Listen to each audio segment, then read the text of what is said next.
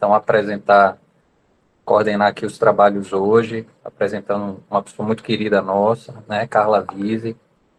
Ela que, além de cantora, ela se define como mobilizadora, gestora ambiental, artevista, né? Trabalha como ativista e com arte, com cultura, falando hoje conosco sobre questões importantes, né? A cultura de paz e a comunicação não violenta. Então, para agradecer a presença de todos, nós que estamos aqui em comunhão fisicamente, e também agradecendo aos nossos irmãos, nossos companheiros espirituais, que também estão participando aqui conosco.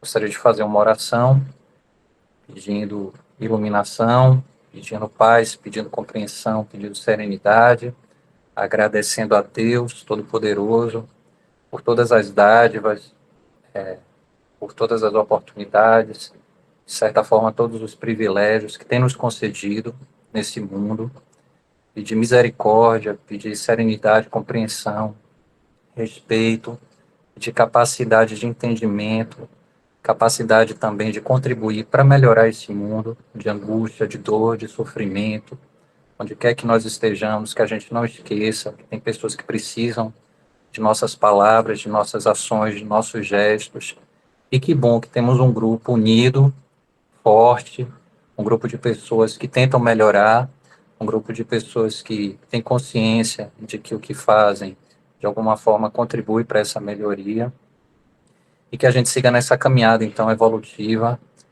buscando sempre aperfeiçoar, né? Lembrar dos ensinamentos do Mestre Jesus, de tantas outras lideranças espirituais, que sabiamente têm nos dito o que é que representa, o que é que significa fazer o bem, contribuir para um mundo melhor, um mundo de entendimento, um mundo de respeito. Creio que sejam esses alguns dos conteúdos que nossa convidada hoje tão querida vai falar com a gente, tá bom?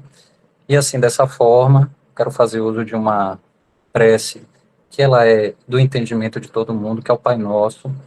Convido a todos e todas que queiram participar, falando ou não, para a gente poder fazer essa oração, agradecendo, pedindo também, né, paz e entendimento nessa noite de hoje. Pai nosso que estás nos céus, santificado seja o teu nome, venha a nós o teu glorioso reino, seja feita a tua vontade, o teu desejo, assim na terra como nos céus. O pão nosso de cada dia, Senhor, nos dai hoje e sempre. Perdoai as nossas ofensas e nossas dívidas, assim como nós perdoamos a quem nos tem ofendido, os nossos devedores, os nossos ofensores. Não nos deixeis, Senhor, cair em tentação e livra-nos hoje e sempre de todo o mal, que assim seja, pela glória do teu nome, hoje e sempre. Amém. Então, Carla, seja muito bem-vinda, viu? E a palavra está franqueada a você. Mais uma vez, boa noite aos que acabaram de chegar. Boa noite, Marcos, e boa noite a todas as pessoas que se encontram aqui com a gente. É uma abordagem muito interessante a gente falar de comunicação não violenta. É um, é um tema que, né, que já tem sido bastante debatido, a cultura da paz também. E eu falo a vocês assim, enquanto espírita, já de uma vida inteira, muitas coisas, minha filha que fala isso comigo, né? Minha mãe, você tem que ser menos espírita. Eu não consigo ver o mundo, às vezes, por outro prisma. Eu que tenho uma vivência espírita desde criança, então, tem e como também uma pessoa, sou jornalista, né? Então, sempre tem uma visão muito crítica não só das coisas que acontecem no mundo, a partir do conhecimento que já venho acumulando de uma vida, mas os conhecimentos espíritas nos ajudam muito a ter uma percepção de mundo diferente, né? Então, nós que sabemos que interagimos o tempo inteiro com os nossos ancestrais, que somos vibração, somos energia, e que aquilo que nós pensamos, falamos, sentimos, né, ecoam, né, reverberam a partir de nós, então e chega até os outros, né, então isso não é uma exclusividade, esse conhecimento não é exclusividade do espiritismo, mas é algo extremamente antigo, que vem de outras filosofias, outras religiões orientais. Então, ser brando e pacífico, você comunicar de maneira mais, com mais qualidade, né? E você investir nessa cultura da paz, de alguma maneira você contribuir com sua energia para uma psicosfera melhor. Falando, voltando ao espiritismo, psicosfera é uma palavra que foi usada por André Luiz em um dos seus livros. Então, psicosfera é toda como se fosse uma atmosfera, mas uma atmosfera que resulta das emanações dos nossos sentimentos, pensamentos, de toda a humanidade. Então, quando a gente fala, o André Luiz usa essa palavra e o André Trigueiros traz isso no seu livro sobre ecologia e espiritismo, ecologia, que é outra área também que eu milito, né, que eu milito é ótimo, a palavra militar não é muito conveniente, não é muito não violento, né? Mas é uma área que eu sou uma ativista, sou uma pessoa dedicada e estudiosa na área ambiental, e quando se trata de ecologia e espiritismo, então o André Trigueiro traz esse termo, né? Temos uma poluição atmosférica e psicosférica.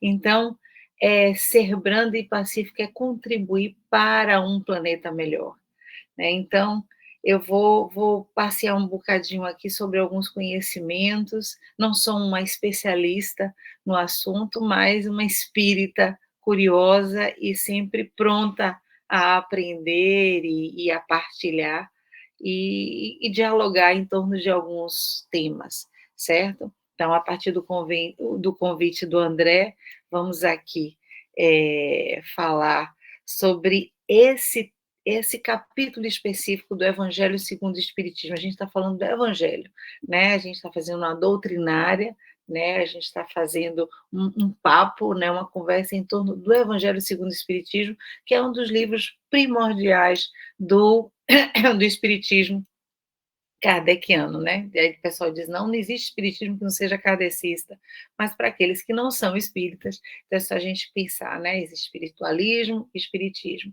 O espírita é espiritualista, mas nem todo espiritualista é espírita. O espírita ou espiritista é aquele que segue de alguma maneira, que se baseia em seus conhecimentos, seus estudos, sua filosofia, sua base científica em pensar o mundo, né, a partir dos livros e dos conhecimentos que vêm de Kardec em diante, Leon Denis, o André Luiz, o Emmanuel e etc.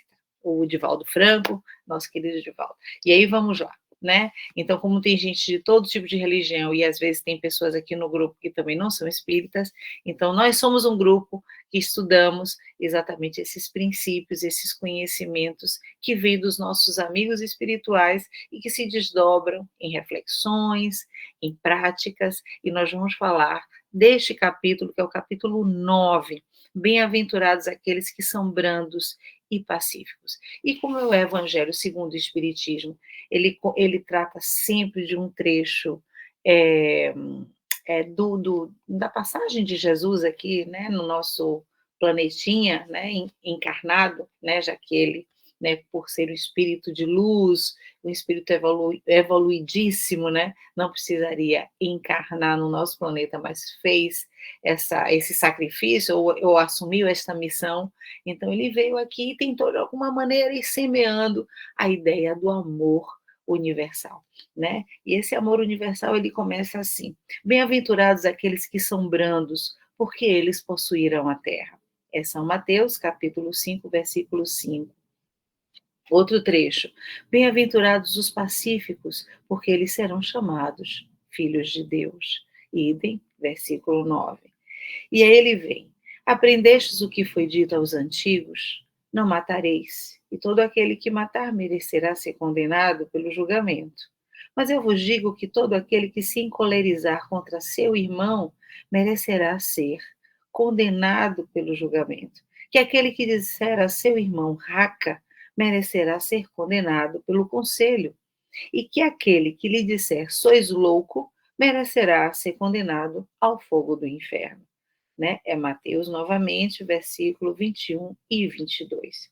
Aí eu vou ler só aqui o esclarecimento, né, que já vem logo dos Espíritos, porque a oportunidade do Evangelho segundo o Espiritismo é exatamente a gente poder esclarecer essas ideias, né, essa mensagem de Jesus a partir de um outro prisma, que às vezes foi interpretado no passado de maneira muito radical, como dogma. Então, ninguém questiona, ninguém reflete, ninguém dialoga sobre, ninguém atualiza essa mensagem, e a partir do Evangelho segundo o Espiritismo, os Espíritos vieram nos trazer outras informações sobre esses ensinamentos.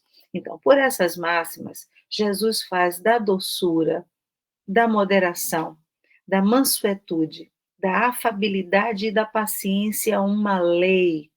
Condena, por conseguinte, a violência, a cólera e mesmo toda expressão descortês contra o seu semelhante. Raca era, entre os hebreus, um termo de desprezo que significava homem de má conduta e se pronunciava escarrando e desviando a cabeça.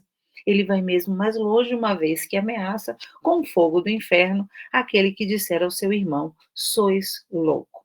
Vamos lá. Vamos então ao nosso primeiro slide e vamos entender, né, a gente falar de comunicação não violenta, mas o que é violência? Vamos lá. Eita, tá passando? Não passou? Então vamos voltar para cá. Pronto. Aqui. Certo? O que é comunicação? O que é violência, né? Para a gente falar de comunicação não violenta, a gente tem que ter noção do que é violência. É qualquer atitude ou ação que cause algum prejuízo físico ou moral a uma pessoa ou ser vivo. Violência também pode ser entendida como um ato que agride ou pretende agredir. Também pode ser um tipo de ataque, quando existe uma atitude intencional. Nem sempre essa violência é intencional e às vezes é inconsciente. Por isso que é importante a gente saber o que é a violência, para não cometermos ela. Né? Num acidente de automóvel, pode haver indícios de violência sem que haja necessariamente a intenção.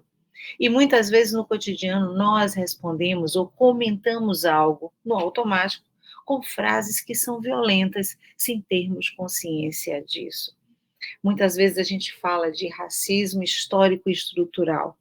E o racismo, ela se manifesta muitas vezes com palavras inocentes, ou, por exemplo, preconceito contra algumas opções de gênero, né? Brincadeiras contra pessoas ou contra ou sobre, né, pessoas homossexuais ou pessoas que têm características diferentes, fora de certos padrões, né? O gordo, o baixo, o magro demais. Então, às vezes, esse comentário, mesmo que seja de brincadeira, pode ser uma manifestação de violência. Vamos lá. Aí, violência presente no cotidiano. Tem a violência física, ação ou omissão que coloca em risco ou cause dano à integridade física de uma pessoa. A violência institucional, que é um tipo de violência motivada por desigualdades, por exemplo, como acabei de dizer, de gênero, étnico-raciais, econômicas, predominantes em diferentes sociedades. Essas desigualdades se formalizam e institucionalizam nas diferentes organizações privadas e aparelhos estatais, como também nos diferentes grupos que constituem essas sociedades. Né? Essa violência institucional foi a que acabei de citar e que muitas vezes a gente não tem consciência. Né? Julgamos, por exemplo, uma pessoa pela forma que ela está vestida, a aparência, mais importante do que a essência, do que o valor do ser, só por ser humano, só por ser um ser vivo, por exemplo, que nós falamos dos direitos da natureza, né, merece respeito, merece cuidado, né? A violência intrafamiliar acontece dentro de casa ou unidade doméstica e geralmente é praticada por um membro da família que viva com a vítima.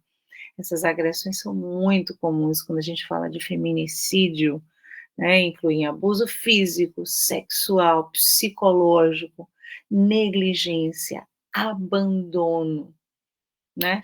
A violência moral, ação destinada a caluniar, difamar, injuriar a honra ou a reputação da pessoa. Quantas vezes nós, né, sabemos dessa violência moral, principalmente agora nas redes sociais.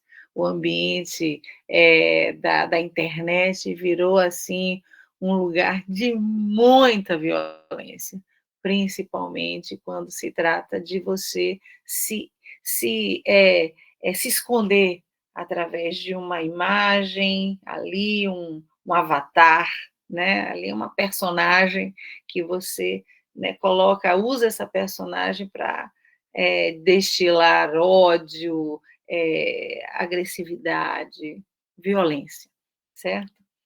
Vamos lá, violência patrimonial, ato de violência que implique dano, perda, subtração, destruição ou retenção de objetos, documentos pessoais, bens e valores. Inclusive, quando a gente trata de patrimônio, é bom a gente lembrar como a falta de educação é um dos motivos principais para que muitos, né, de nós, né, o cidadão, né, não perceba, não reconheça que aquilo que está no espaço público é resultado do dinheiro de todos nós e que deve ser preservado, é um patrimônio coletivo, né? E muitas vezes as pessoas destroem. Eu me lembro do orelhão, a gente fala orelhão, que era o telefone público, as pessoas destruíam os telefones, era uma coisa absurda, ou então reformas que aconteciam em praças, terminais de transporte público, então aí chega lá aquela figura, né, sem o devido esclarecimento, sem a educação, né, básica, né, de que aquele ambiente, aquele lugar é um patrimônio coletivo, é um patrimônio nosso, né? Então, por exemplo, quando às vezes queremos manifestar, teve aquela situação pós eleição do novo presidente, onde entraram na Câmara, etc., e destruíram obras de arte, quadros, né? Você pode manifestar o seu descontentamento com qualquer coisa, e essa é a liberdade de expressão, mas isso não pode invadir um direito que é de todos, né, que é o patrimônio coletivo, né, os bens materiais e imateriais, a cultura, isso é cultura, e não se pode desvalorizar nem destruir o que é de todo o povo brasileiro. Violência psicológica, essa é perigosíssima, né, que muitas vezes desconhecemos, e a pessoa está ali sendo vítima de violência psicológica dentro do seu ambiente de trabalho. Né? Ação ou omissão destinada a degradar ou controlar as ações, comportamentos, crenças e decisões de outra pessoa por meio de intimidação, manipulação, ameaça direta ou indireta, humilhação, isolamento ou qualquer outra conduta que implique prejuízo à saúde psicológica, à autodeterminação ou ao desenvolvimento pessoal. Quando a gente fala do bullying, né, se tornou um tema também tão corriqueiro, e a gente precisa orientar as nossas crianças, os nossos adolescentes, os nossos jovens, para respeitar o outro do jeito que ele é, né? Nós, ainda adultos, cometemos também tanta violência e intimidamos as pessoas a ponto delas não poderem ser autênticas, né? Então, isso é um problema gravíssimo. Humilhamos o outro porque temos, às vezes, uma posição de poder, uma posição superior dentro de uma hierarquia empresarial ou numa repartição pública, e intimidamos as pessoas, humilhamos as pessoas. Isso é violência psicológica. E a violência sexual, né, que é a ação que obriga uma pessoa a manter contato sexual, físico ou verbal, ou a participar de outras relações sexuais com o uso da força, intimidação, coerção, chantagem, suborno, manipulação, ameaça ou qualquer outro mecanismo que anule ou limite a vontade pessoal. Considera-se como violência sexual também o fato de que o agressor, né, obriga, né, o fato do agressor obrigar a vítima a realizar alguns desses atos com terceiros. Então, quer dizer, todos esses tipos de violência, nós, né, presenciamos na vida, nos noticiários, e assim, precisamos ter consciência que há vários tipos de violência, mas a mais comum, e muitas vezes não percebemos, é a que usamos através da nossa comunicação diária, da nossa comunicação no dia a dia. E aqui eu trouxe essa foto emblemática, que é da década de 80, creio eu, que ficou muito famosa, que é o chinês, né, em frente ao tanque na Praça da Paz. Né? Então, assim, a paz é necessária. E assim, eu vou cantar assim a capela, né, com bastante tranquilidade para vocês, só para a gente dar uma relaxada e perceber, né, que às vezes, através da guerra e através da violência, infelizmente, né, de casos dramáticos, é que nós alcançamos ações é, eficientes a favor da paz, né? Vamos lá. A paz invadiu o meu coração, de repente me encheu de paz, como se o vento de um tufão arrancasse meus pés do chão, onde eu já não me enterro mais. A paz fez o mar da revolução invadir meu destino. A paz, como aquela grande explosão, uma bomba sobre o Japão, fez nascer o Japão da paz. Eu pensei em mim, eu pensei em ti, eu chorei por nós.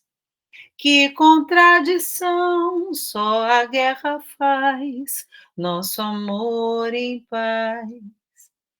Eu vim parar na beira do cais, onde a estrada chegou ao fim, onde o fim da tarde é lilás, onde o mar arrebenta em mim, o lamento de tantos ais. Essa música é difícil, e sem a harmonia ainda fica mais difícil, mas a mensagem está aqui, né? Gilberto Gil e João Donato, duas antes referências da música brasileira, né? A paz para invadir o coração, né? Às vezes vem, só surge, só se alcança depois de grandes turbulências, mas porque faz parte, né? Nós espíritas, então, que sabemos que vivemos num mundo de provas e expiações, percebemos que essas turbulências às vezes acontecem de maneira coletiva,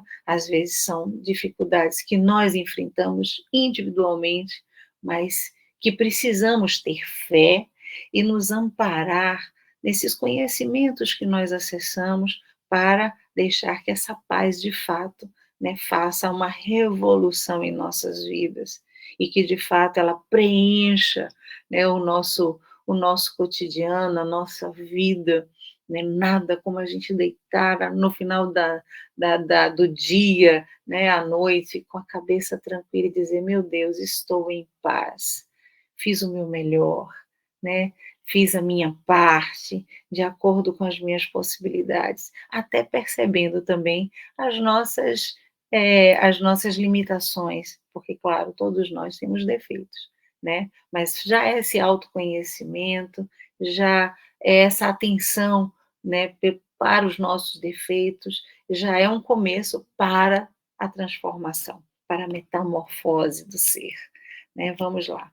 E aí eu trago um livro, eu estou vendo que a Kelly Dourado está aqui, esse é o grande papa da comunicação não violenta, que é o Marshall Rosenberg, e ele, né, traz, né, os 4 passos da comunicação não violenta.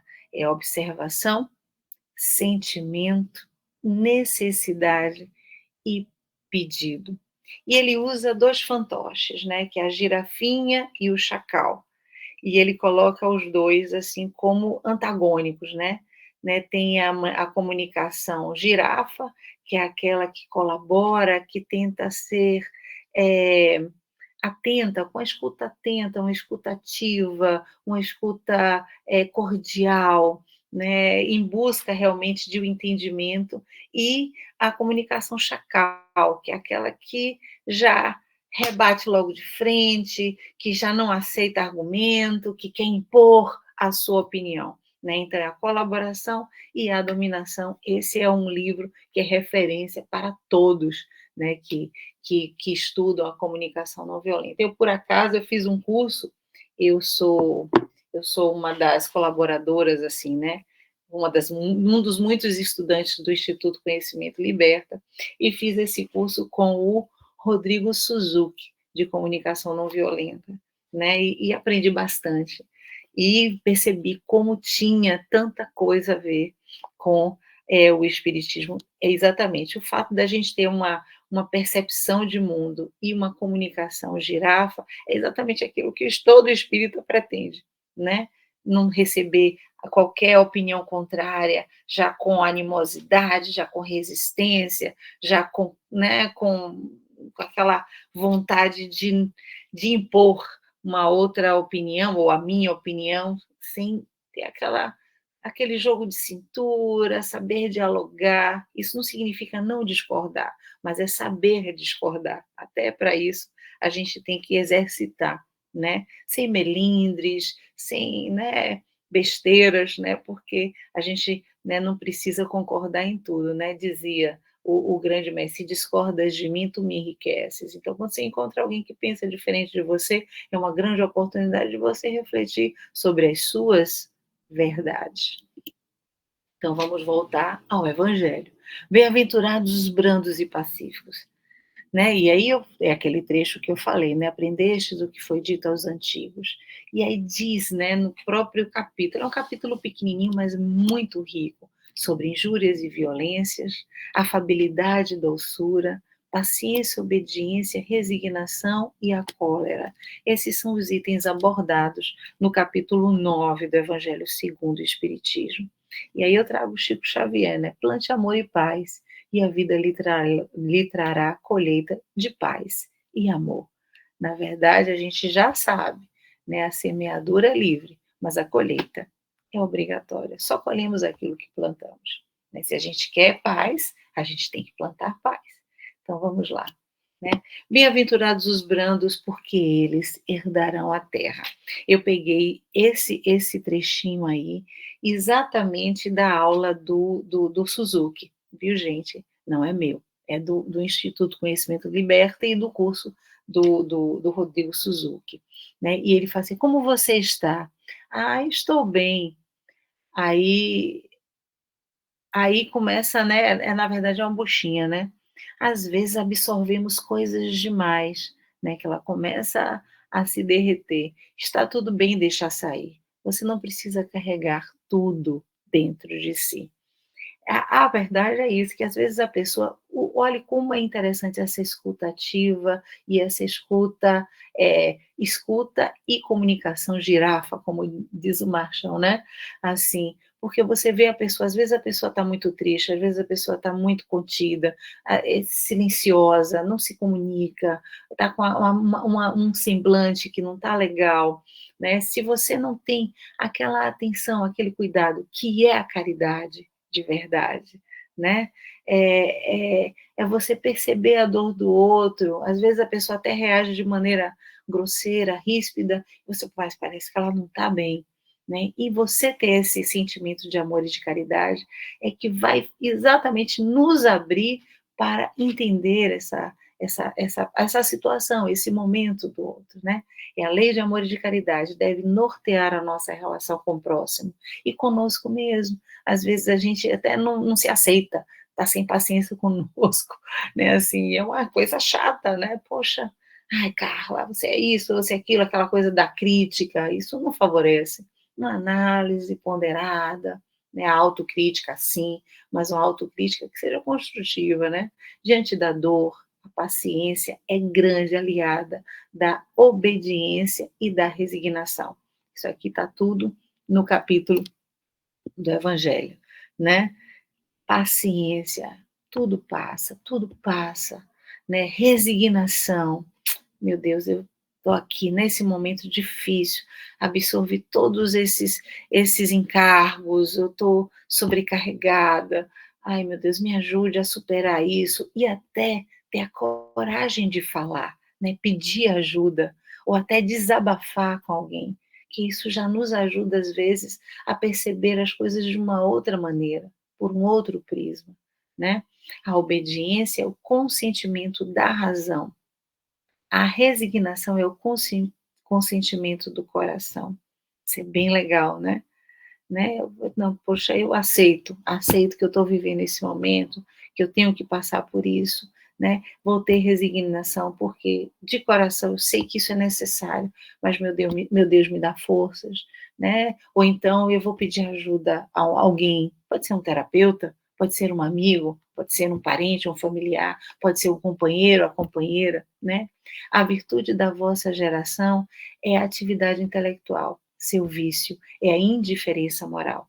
Aí Lázaro fala aqui, também está no capítulo, né?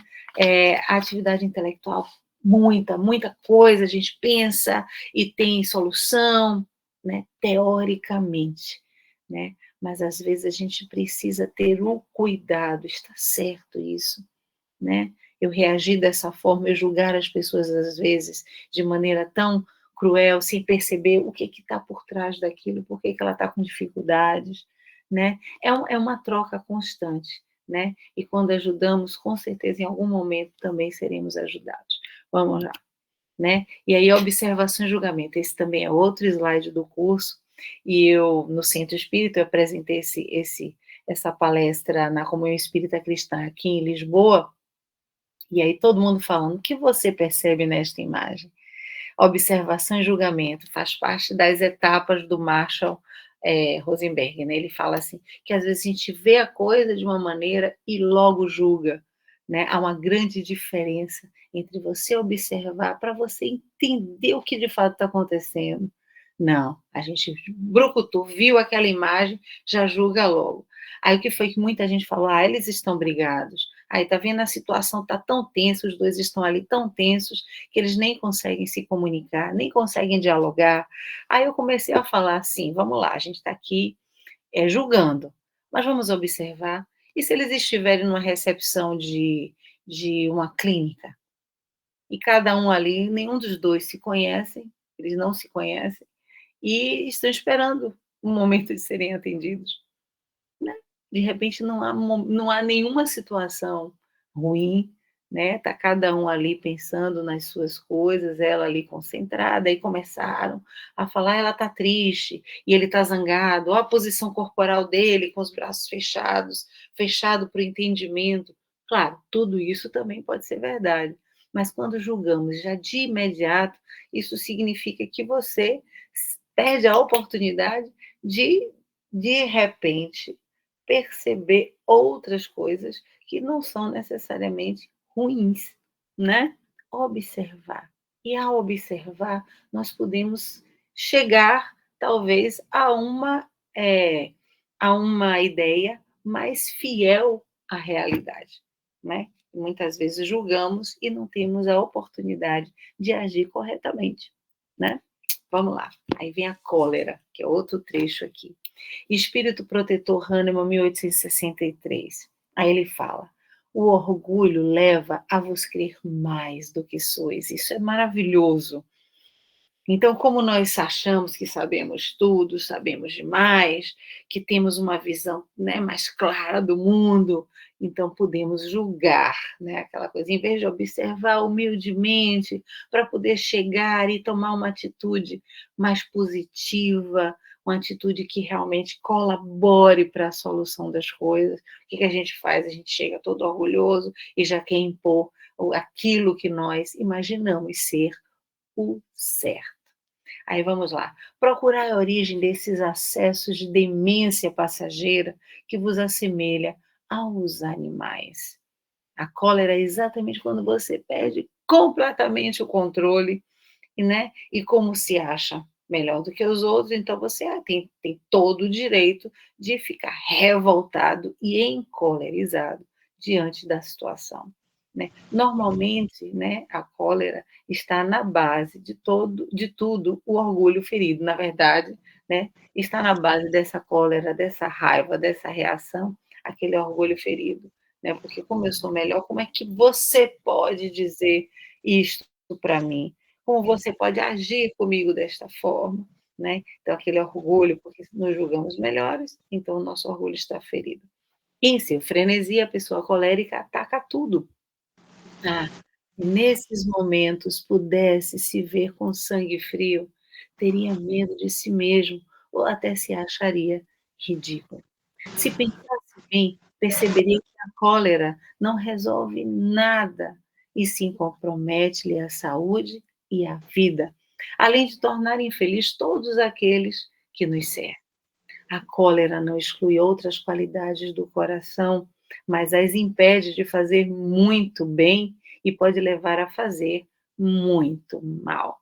A pessoa, claro, chegou ali, perdeu o controle, não significa que ela não tenha qualidades. Às vezes é uma pessoa maravilhosa, mas que naquele momento perdeu as estribeiras e se deixou levar por esse sentimento de raiva, de, de cólera. Pronto, né? E reagiu daquela forma intempestiva, né? Radical, né? Exagerada, porque a cólera é até um certo exagero, né? Quer dizer, não impede a pessoa de ter qualidade, mas a impede de fazer muito bem, ou pode levar a fazer muito mal, porque perde-se o controle, né? Perde-se o equilíbrio. O corpo não dá a cólera, como não dá outros vícios.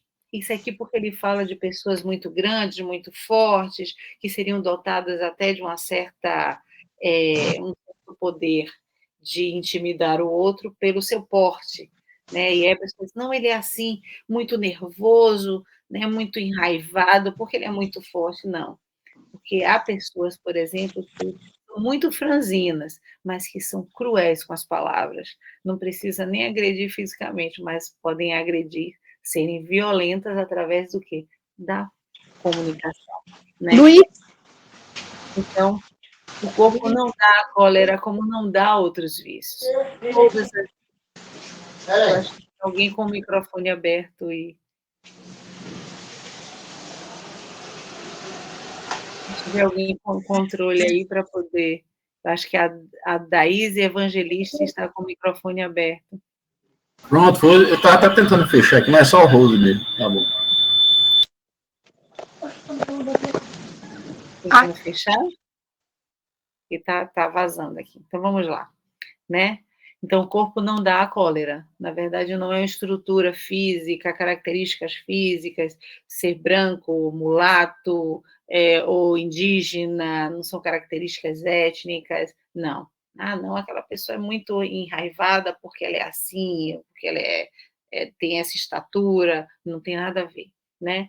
E a gente já sabe que não é uma questão de estatura, né, não, né? O que falta às vezes é equilíbrio, o que falta às vezes é respirar fundo, não se deixar vencer pelo orgulho, né, pela vaidade. Ah, está ferindo a minha vaidade, a vaidade, né, pelos pensamentos negativos que recebemos muitas vezes até por influência, porque entramos numa vibração tal, numa sintonia que termina atraindo também amiguinhos que vão nos sugerir também, né, brigar e ser violento e ser agressivo, né?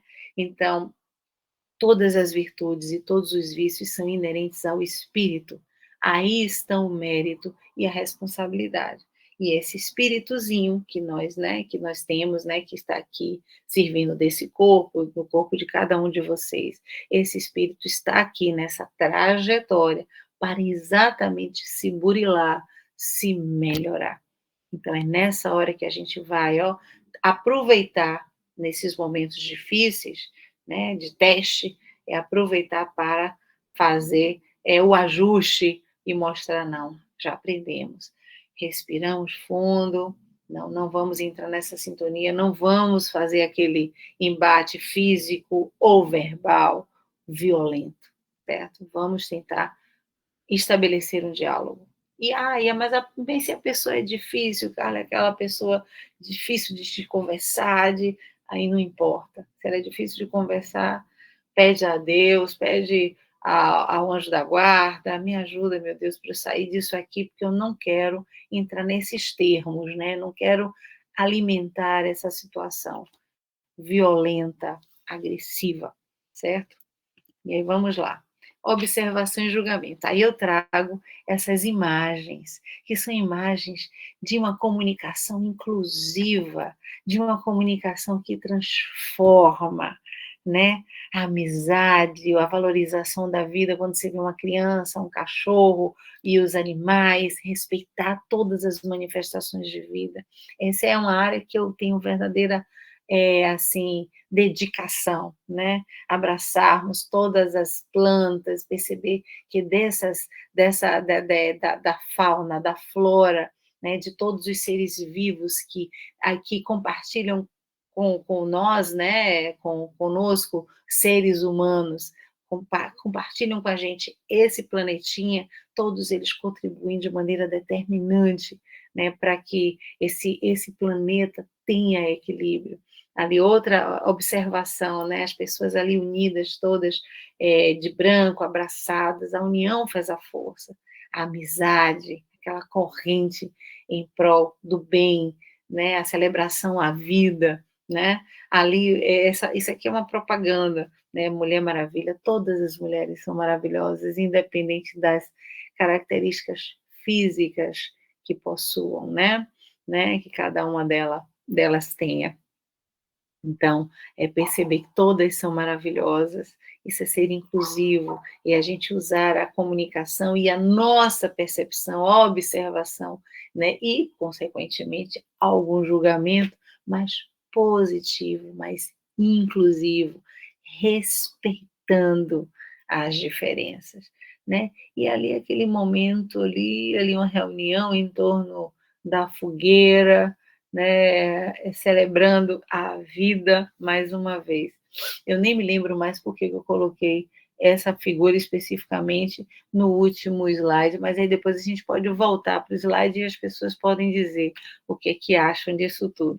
Porque era isso que eu fazia, eu colocava na sala, né, lá na palestra, e deixava cada um fazer a sua observação, né, de cada imagem. E assim, para fechar com chave de ouro, né, mais uma vez, a música, né, o que é, do Gonzaguinha, que é uma música de 1982, né, não dá para a gente cantar junto, porque por causa da internet, mas eu tenho certeza que todo mundo gosta muito dessa canção. Eu fico com a pureza da resposta das crianças. É a vida, é bonita e é bonita viver e não ter a vergonha de ser feliz. Cantar e cantar e cantar a beleza de ser um eterno aprendiz. Ah, meu Deus, eu sei que a vida devia ser bem melhor e será, mas isso não impede que eu repita. É bonita e é bonita. E a vida o que é, diga lá, meu irmão. Ela é a batida de um coração. Ela é uma doce ilusão, e a vida, ela é maravilha ou é sofrimento, ela é alegria ou lamento. O que é, meu irmão? Há quem fale que a vida da gente é um nada no mundo, é uma gota, é um tempo que nem dá um segundo. Há quem fale que é um divino mistério profundo, é o sopro do Criador, numa atitude repleta de amor. Você diz que é luta e prazer, Ele diz que a vida é viver. Ela diz que o melhor é morrer, pois amada não é, e o verbo é sofrer. Eu só sei que confio na moça, e na moça eu ponho a força da fé. Somos nós que fazemos a vida, como der ou puder ou quiser, sempre desejada, por mais que esteja errada. Ninguém quer a morte, só saúde e sorte. E a pergunta roda e a cabeça agita. Eu fico com a pureza da resposta das crianças. É a vida, é bonita e é bonita. Viver e não ter a vergonha de ser feliz, cantar e cantar e cantar, a beleza de ser um eterno aprendiz. Ah, meu Deus, eu sei que a vida devia ser bem melhor e será, mas isso não impede que eu repita. É bonita e é bonita. É bonita, é bonita e é bonita. É bonita, é bonita, é bonita. Viver. Pois é, a vida é muito preciosa. E por isso a gente aprende sempre.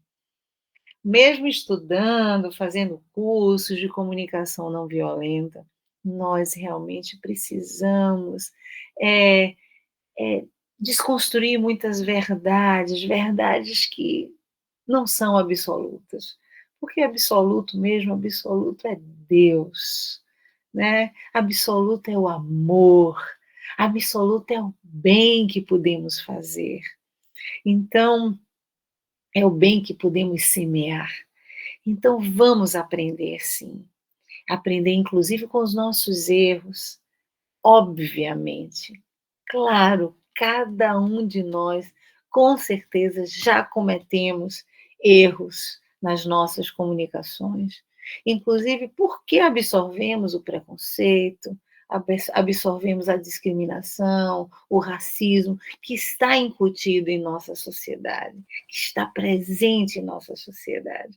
Então, mas a gente precisa repensar tudo isso e realmente cultivar essa comunicação não violenta, né, diante daqueles passinhos, né, a gente tem que estudar mais.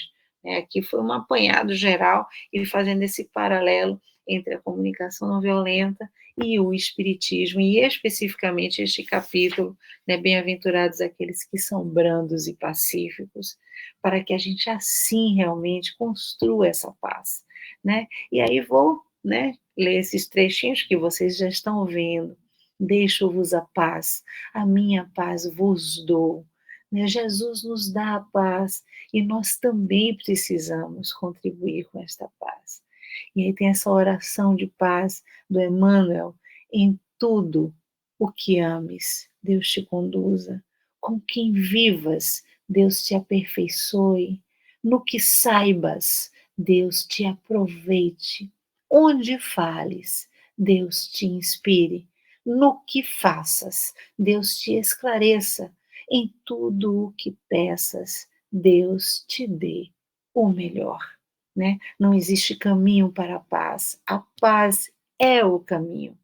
E como vem trabalhando, principalmente Divaldo Franco, através daqueles eventos no final do ano, né? Um evento ecumênico com lideranças das diversas religiões, gente, né, de toda a qualidade, porque o problema não é a religião, o problema é a pessoa. É como a gente transforma aquela religião numa arma, né, de ataque, de exclusivismo, né, achando que somos melhores do que os outros porque somos espíritas, porque somos evangélicos, ou porque somos ateus, né? Na verdade, isso não existe.